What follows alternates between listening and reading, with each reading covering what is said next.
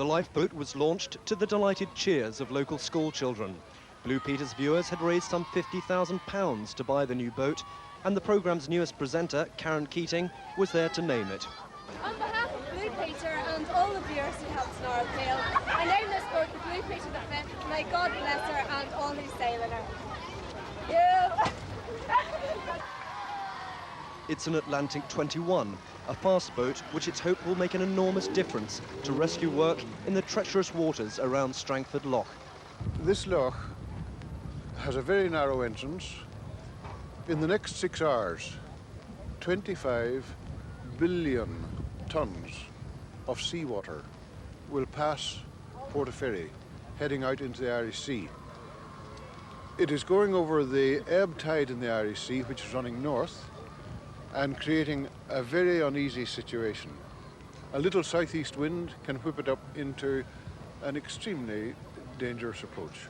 We saved 3 people earlier on in the summertime.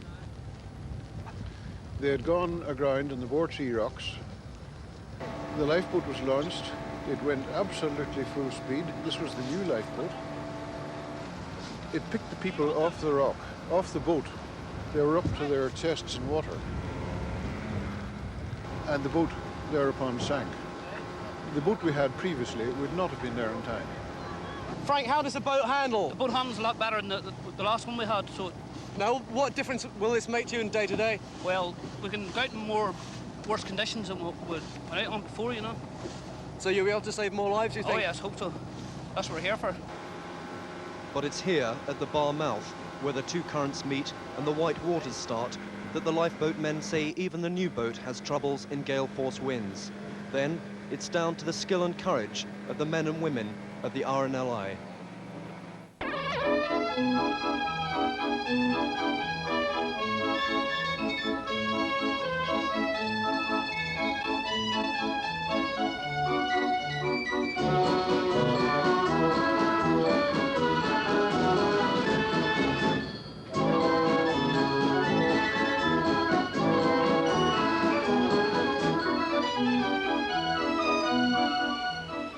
Hello, and all is not what it seems, because it isn't by the magic of television that we've brought this fairground into the studio. It's actually by the magic of Meccano, because that is what this huge layout is made out of. There's almost 10 metres of continuous working rides, slides, and working wheels as well. It's very appropriate. The town of Portaferry, and it all really took place because of your lifesaver appeal 2 Christmases ago, because it was the launch of their very first lifeboat. Portaferry lies on the Ards Peninsula, 30 miles southeast of Belfast and 44 miles from my own hometown of Hillsborough. It's on the shore of the Irish Sea, and it gets its name from the ferry which runs across the loch, taking passengers over to the neighbouring town of Strangford. For a seafaring town like this, a lifeboat is vital, and the launch of the new Blue Peter V was a big event in the town's calendar.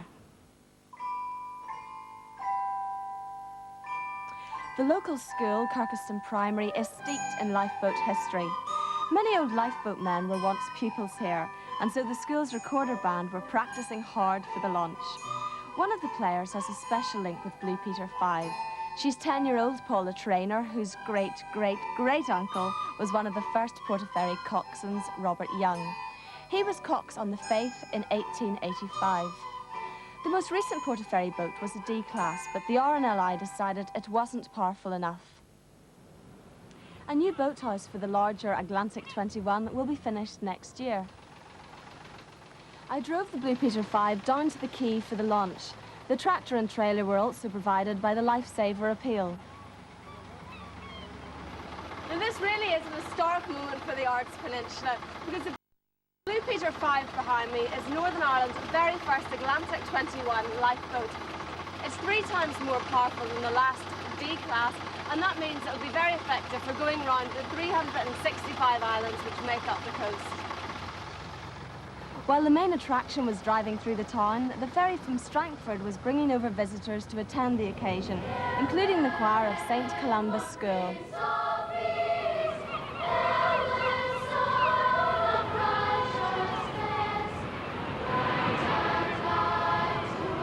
Meanwhile, all kinds of preparations were taking place in the town centre.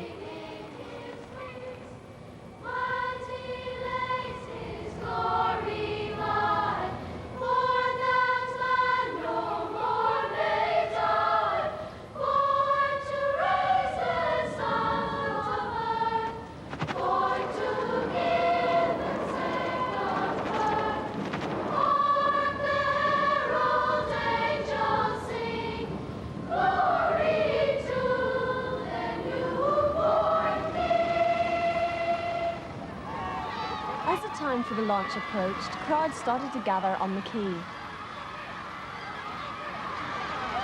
I was delighted to be handing over Blue Peter's first lifeboat for Northern Ireland.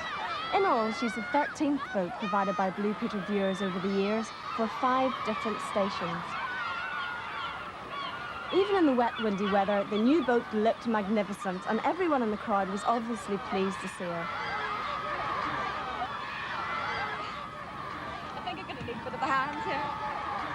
I joined Portaferry's latest cox, Desmond Rogers, and his crew for Blue Peter 5's official maiden voyage.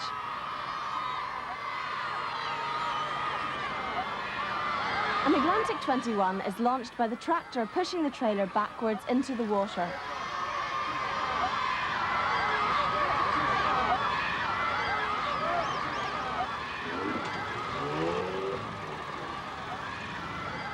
A float and engine started. Blue Peter 5 was on her way, and her first trip was round the harbour so all the townspeople could see their new boat.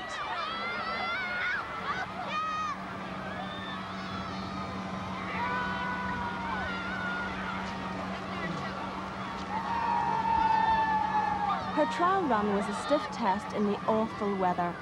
Desmond steered her out to where the loch meets the Irish Sea, a treacherous spot known as the Bar. I asked him why an Atlantic 21 is so vital for Portaferry.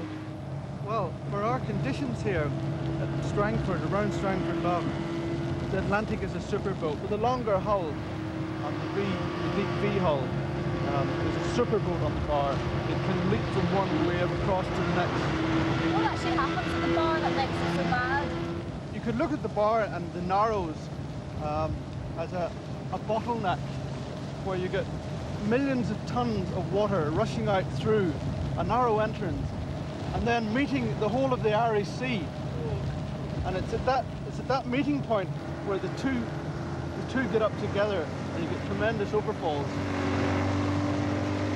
With 25 billion tonnes of water passing through the loch at every ebb tide, it's not surprising it gets so rough. The crew were in action over the bar for a big rescue last summer. Using a spare Atlantic 21 which they were training on, they raced to a sinking yacht and rescued the 3 occupants, including a blind man and a 10-year-old boy who were very close to drowning. Desmond believes the crew's old D-class boat would not have been powerful enough to reach them in time.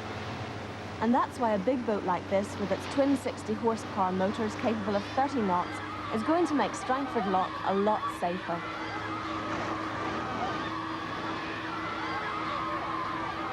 Back at Portaferry, we received another spectacular greeting.